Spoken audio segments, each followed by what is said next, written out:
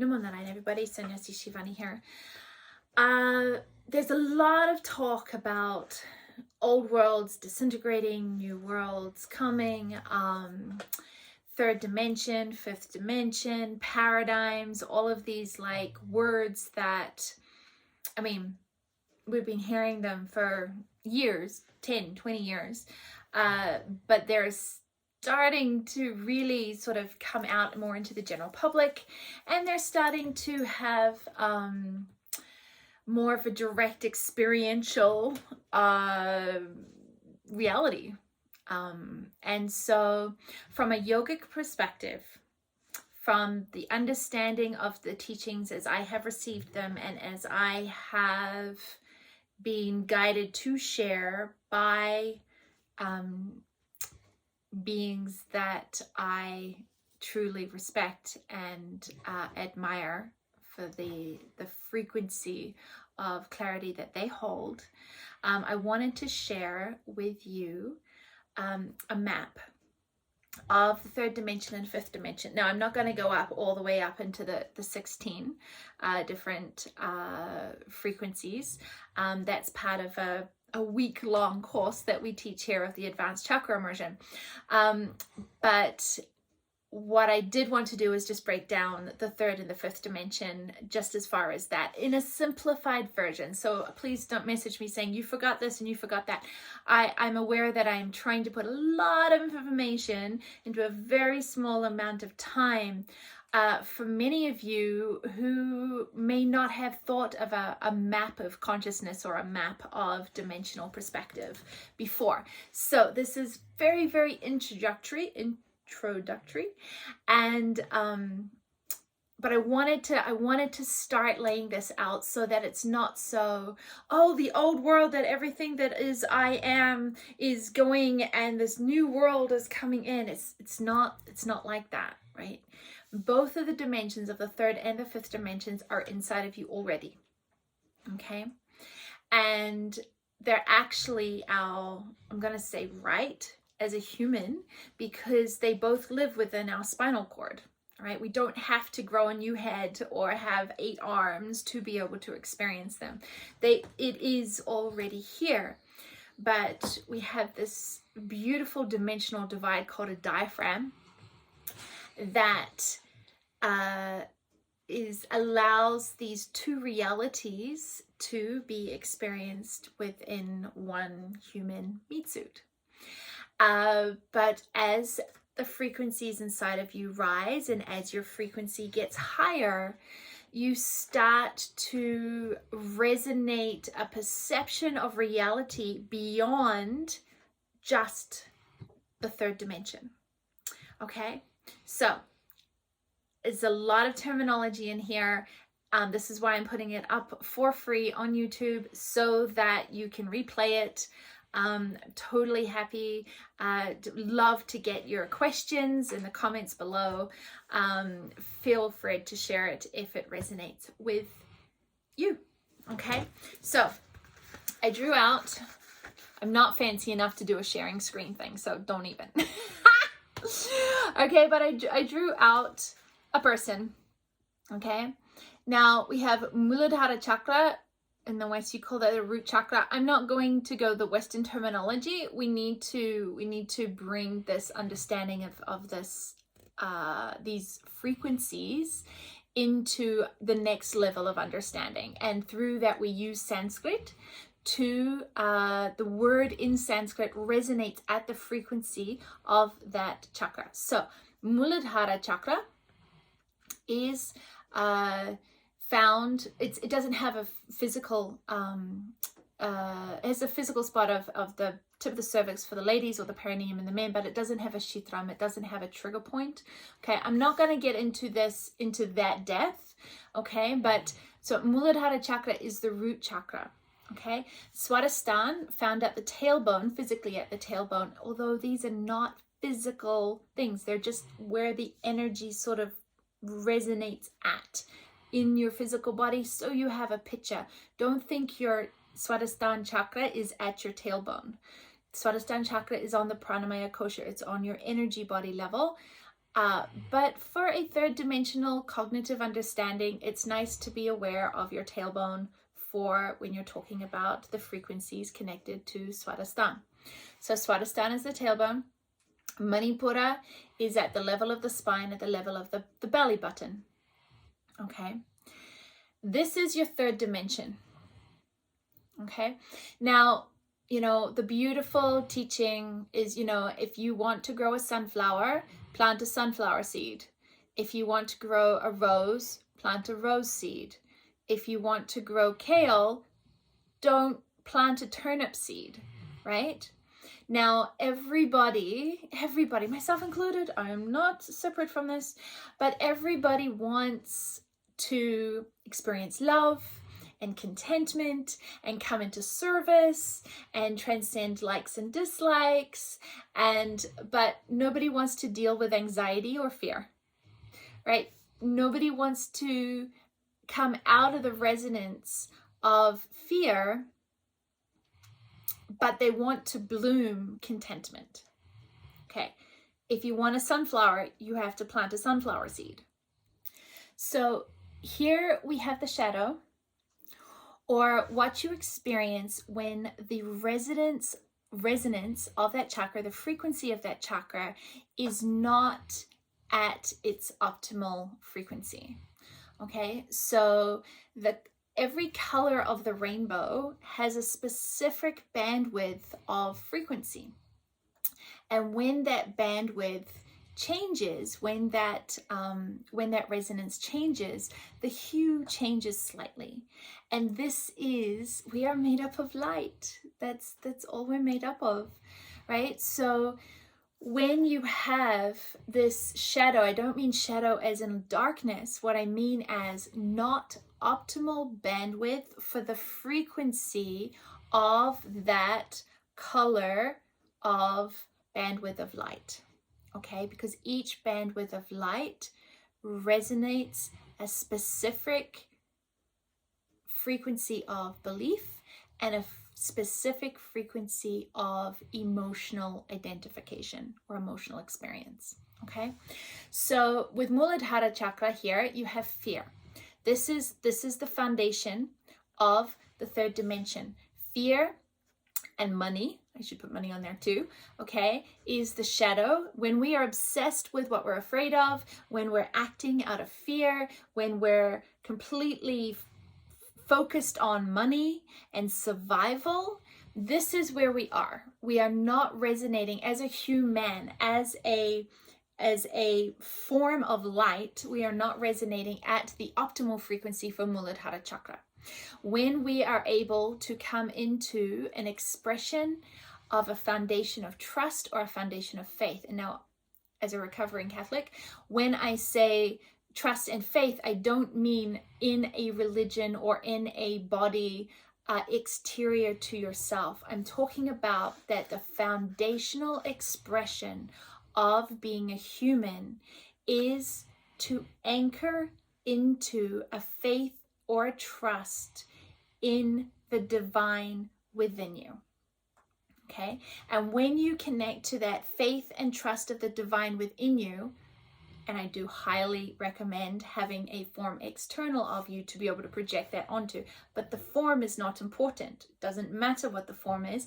What's important is that it creates a frequency of faith and trust of the human experience, the soul having a human experience inside of you. This is the optimal frequency for Muladhara Chakra. Okay, that's the foundation of the third dimension. So if your foundational mindset every day is money, then you are over here. If you are riddled with anxiety, I understand what that's like, but you are over here. Okay, we need to first and foremost reorientate our relationship to our life to be from a foundation of trust and faith. And you already trust, you already have faith, right? You know, most of you will have faith that your pension funds will be there when you turn 65. You have faith in that. It's not that we're devoid of faith, but we have faith in third dimensional constructs. We do not have faith in the human experience. We do not have faith in our soul's ability to agree to a human experience for experience sake. And we can project that in, to whatever form of light you want to. I'm not going to get into that today. It's a whole other discussion, not really for mapping consciousness. So, faith and trust. Then the portal to the third dimension is Swadhisthana Chakra. This is the uterus. This is the sexual organs. This is the kidney. This is the water element. Muladhara is the earth element, right? Swadhisthana is the water element. This is the portal into the third dimension. It's where the babies come from, right? They come through the waters. They sit and they gestate in water for 9 months, and then they come through the portal from the uterus into this world. This is Swadhisthana Chakra. Now, the shadow of Swadhisthana is guilt, when you believe that you have done something wrong or you are fundamentally flawed. Okay? And likes and dislikes. When your whole reality is based on, I like that, I don't like that, I want that, I don't want that, I want, that level of engagement with reality is coming from the foundation of fear that pleasure will be good, pain will be bad, must avoid pain, must avoid uncomfortableness, right? This is actually a foundation of fear. So Raga Deshwa, we want to try and transcend Raga Deshwa so that we are not swinging like pendulums.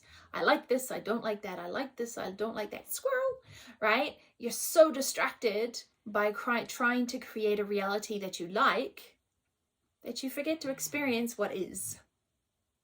Yeah? And so these is when we roll on desires. And our whole society is based on sex. TV is based on sex. Clothes is based on sex. Like everything revolves literally around this level of consciousness. These two levels of consciousness. This is where the collective has been, especially in the West, because that's all I can really speak to, is third dimension, right? Fear, sex, and power over. That's the third dimension in the West right now in a nutshell. Yeah? When you are able to get out of the throes of that frequency and you're able to lift the frequency of Swadhisthana Chakra out of this resonance, then you start to resonate with innate joy. And innate joy is being joyful for no reason, is not allowing the transitory human experience of likes and dislikes and pain and pleasure and blah, blah, blah, blah, blah, blah, blah, blah, blah, shift your innate experience of joy. You're a joyful thing. You may have problems, but that doesn't mean you can't be joyful. You may have, somebody may have just died and you may feel a lot of grief, and you can feel that grief and you can still be joyful. You can have the right orientation to this moment, because this moment is innate joy. It is not peak joy. Peak joy is over here with orgasms and shoes. It's that I'm wanting, right? Innate joy is whether I have it or I don't have it, I can smile. Right now, I can smile. I may be feeling sad, and that is not in dispute. I may be feeling concerned about something that is not in dispute, and I can still smile, and I can still take this moment and bring it to gratitude. I can still bring this moment and see something beautiful. It doesn't change my reality, because you're not a two-dimensional being. You're not like happy or sad, right? It's okay to be complicated. It's okay for this moment to be multifaceted, okay? So then we have Manipura, and this is where the third dimension tops out at Manipura. In Manipura, when we're dealing with the shadow, we're dealing with, I can't actually read. Oh, there you go. Shame. Shame is when in your eyes, I've done something wrong. Therefore, I would feel shame, because the judgment is from the outside. Your eyes, it's Manipura Chakra is connected to the eyes and to the feet. Again, I'm not going to get into that level of understanding, but shame is connected to Manipura. Anger is Manipura. Control, needing to control is Manipura. Power over is Manipura. This is the flower of fear. And how we get from the seed of fear to the flower of power over and anger and discontentment. Did I write contentment? Control, sorry, there. Is through the vehicle of likes and dislikes and guilt. Okay, this is the third dimension within the shadow, and this is where we are. Now, everybody wants to move from the shadow of third dimension straight into the light of the fifth dimension. But it doesn't work like that. You don't go from the shadow of planting fear into the light of universal knowledge. Okay? First, you have to take this energy and you've got to bring it over this side and raise your frequency. And this is what I believe we have had an opportunity for on a level we've never had before. This is grace.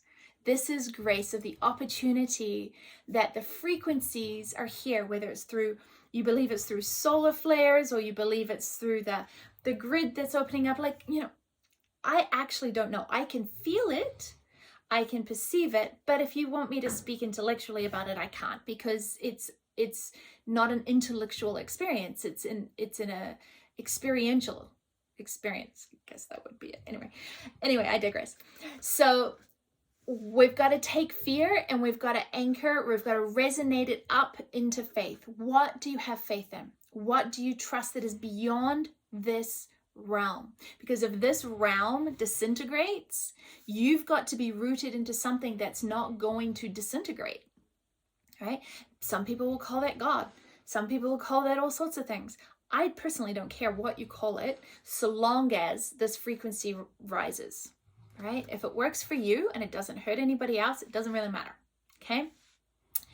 Then the desires and likes and dislikes and guilt needs to resonate up into innate joy and sovereignty. This is where sovereignty comes from Swadhisthana Chakra, one's own abode. That's what Swadhisthana means, one's own abode. This is your sovereign seat.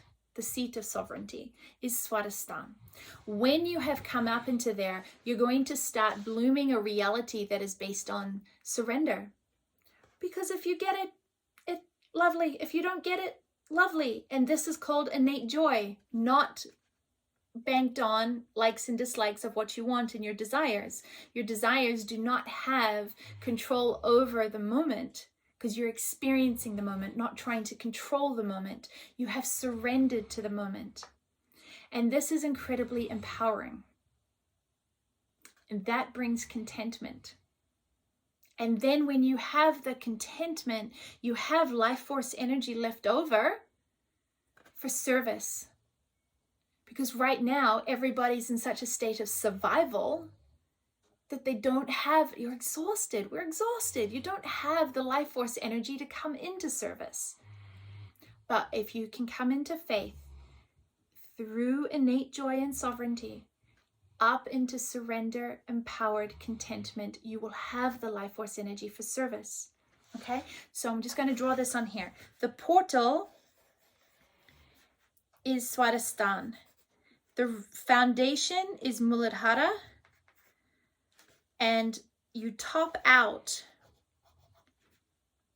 at Manipura. So your foundation is Muladhara, your portal is Swadhisthana, and you top out at Manipura for the third dimension. Okay, this is what we need to do right now. Right now, this is our opportunity. Everything else will spontaneously happen. Everything else is going to spontaneously happen. We don't need to control the process. We need to allow ourselves to let go of, we're not letting go of the old world. We're letting go that the belief that these frequencies are going to keep us safe, that these frequencies are going to help us survive, that these frequencies are reality.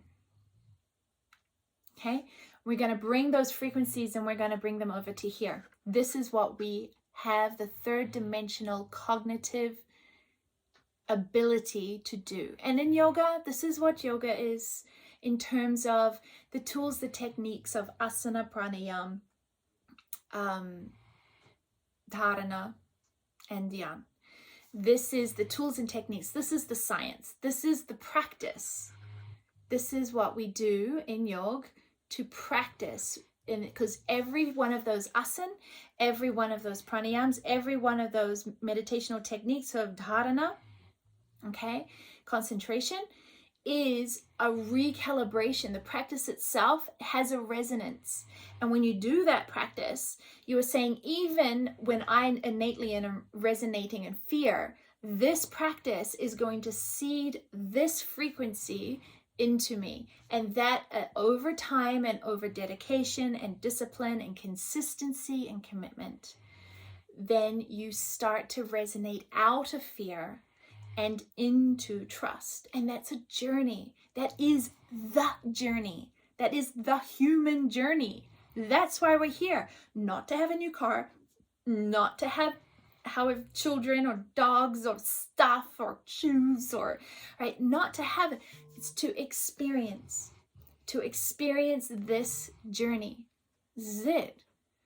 Because right now, when you've planted in fear and you're in desires and you're trying to avoid pain at all costs and you're experiencing power over and you're experiencing being controlled, or you're experiencing trying to control, and you're angry and you're discontent, right?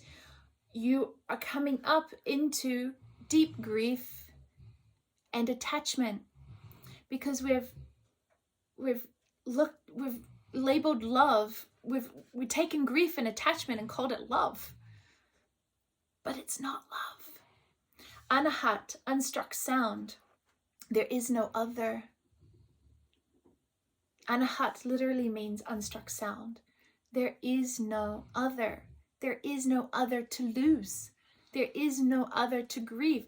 Those concepts of individuality tops out with our egos at ahamkara, which is part of the mind. These two chakras are connected to Manomaya Kosha, which is the mind. Okay, again, I'm not going to get into the depth of that, and maybe one day we will get to share this information. But grief and attachment is the shadow, is the foundation of fear. If you think of, you take water, and if that water has contaminants in it, and you slow down those particles and you create ice, the ice is going to have contaminants in it. If you take water, pure water, H2O, that's it, bas, right? If you take H2O and you cool that down and you get pure ice, that is trust and faith. Okay? The foundation of the third dimension is going to mirror your foundation of the fifth dimension. Okay, your foundation of the fifth dimension and the foundation of the third dimension are the same stuff. There is no other world. There is a different relationship to the same stuff. It's still H2O, but you will interact with water differently than you will interact with ice. And I'm talking about not as in water, the element of Swadhisthana, where Manipura is fire. I'm not talking about the elements in that way. I'm talking about the frequency of particles moving. If Anahat is water, then Muladhara is ice. What you have in your ice is going to be the same stuff that you have in your water. It's not about jumping up into here. It's about purifying the frequencies so that innately, if your ice has no contaminants in it, your water will have no contaminants in it, right? So Anahat is connected in the shadow when it's out of the optimal bandwidth of frequency, is connected to grief and attachment, because it's coming from the mindset that there is another. Okay. But the fifth dimension is not in that paradigm. It's a we, not a me. This is a me paradigm. This is a we paradigm. And that is the thing that is Pluto is going to get us to be letting go of, right? When you are resonating here, then you come into unconditional love and community, right? Community, community. The first time I experienced unconditional love was when I was in the presence of a yogic master, of a Paramahansa, and the frequency, the resonance of this being in their presence,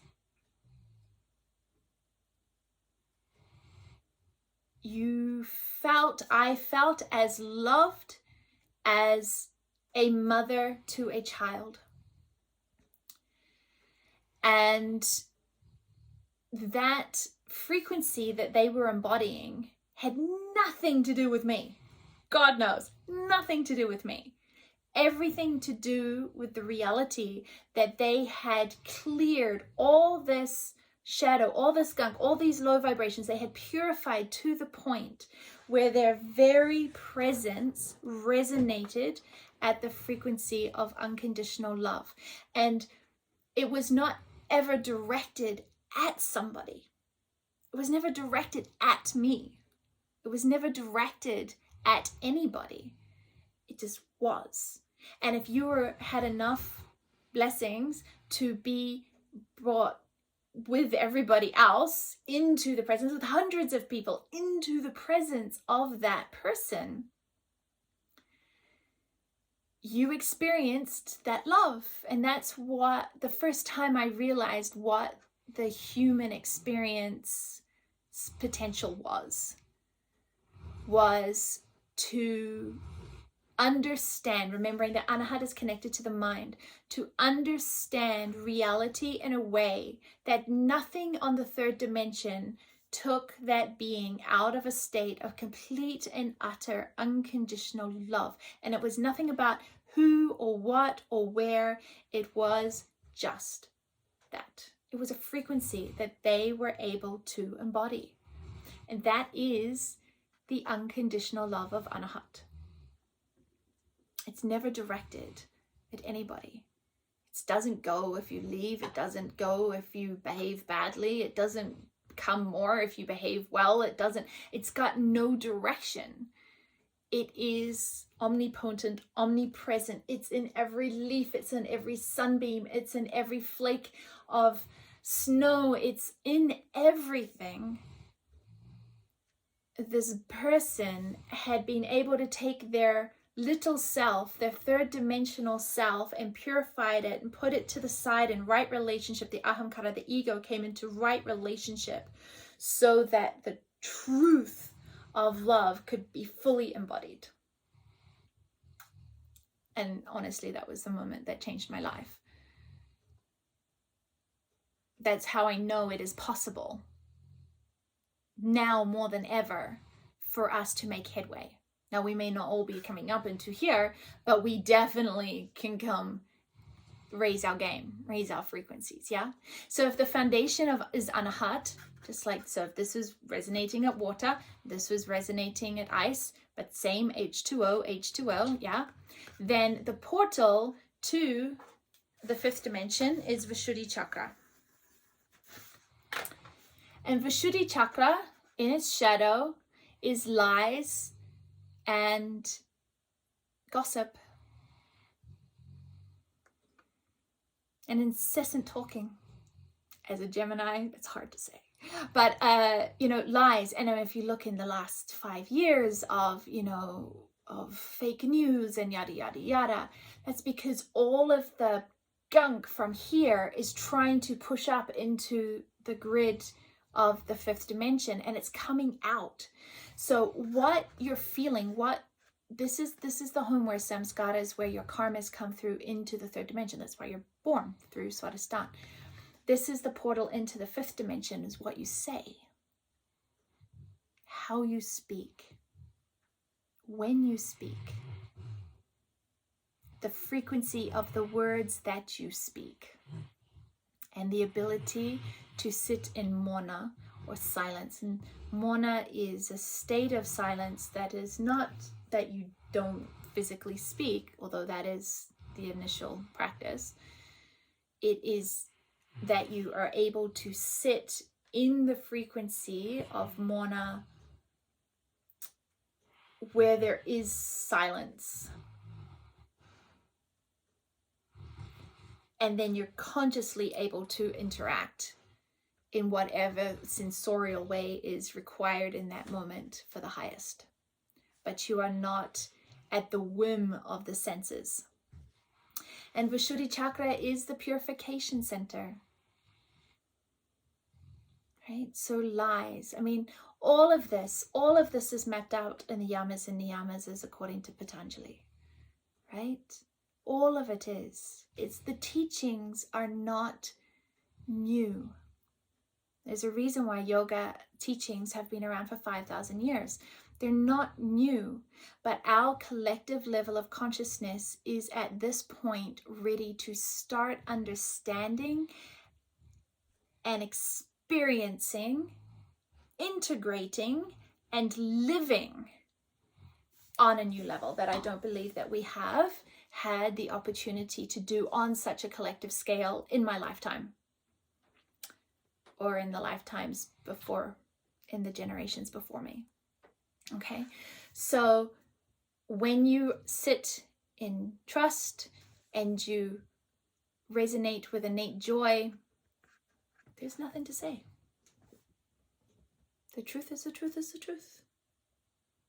Okay, there's nothing to oscillate in. There's no chaos. This is chaos. This is clarity. When you're living in clarity, when you're resonating in clarity, nobody has power over you. It doesn't matter what your karmic experience is supposed to be on the third dimension. It doesn't matter if somebody slaps you across the face, or it doesn't matter if somebody does something. Those are the karmas that need to play out. But your experience of them can come from this place of clarity. It doesn't mean that only good things happen, because the thought of good or bad is back over here. Yeah? The experience for the experience's sake is what we're able to use as an evolutionary launching pad. And that comes through Shakshi, the witness, Vairagya, non-attachment, okay? Viveka, discernment, which is connected to Agnya Chakra, which when we have come from here, that you realize the connection between Muladhara Chakra and Agnya Chakra is profound. And when we step out of power over, topping out at the third dimension with Manipura, you realize that the light of Manipura Chakra, the fire of Manipura Chakra, is the ice to the light of Agnya as the water, right? Ice, water, ice, water, ice, water. Okay. So we all want to be up here resonating with unconditional love and sitting in truth and having universal knowledge. But the work of the human is to allow the experience of recalibration, of resonance, of remembrance, because all of this is inside of you, and this is only a part. There is more dimensions above this, more lokas above this, then there is Prakriti, then there's Shiva. I'm not going to get into that today. As I said, this in a decent depth takes me a week of I think it's 80 hours of teaching to do in 1 week. And so that's why we do that in full residence here at the ashram, which is the advanced chakra immersion. But this is just a snapshot. This is just mapping just the third and fifth dimension, right? But this is worth living for, This is why we're here. This is so beautiful. Such an opportunity, because the frequencies of the fifth dimension are tangible. It is raining. It is raining light. And the frequencies of that song, and in our relationship to land, in our relationship to nature, we realize that to be here, there is no other. There is no other human. There is no other being. There is no other species. There is no other. And so how you are willing to interact with Mama Earth completely changes from rights to responsibilities through the path of reciprocity. I have a lot of trouble with that word, reciprocity, right? And so this is not new teachings. These are very connected to the teachings of many beautiful teachers, both Native American and not Native American. But, reciprocity is an expression that shows that you are expanding your resonance. Talking about responsibilities is expanding your resonance. Talking about your rights is constricting your resonance. Talking about what you're entitled to is constricting your resonance. That's what power over wants. It wants you to believe that you are entitled and that you have rights instead of opportunities, responsibilities.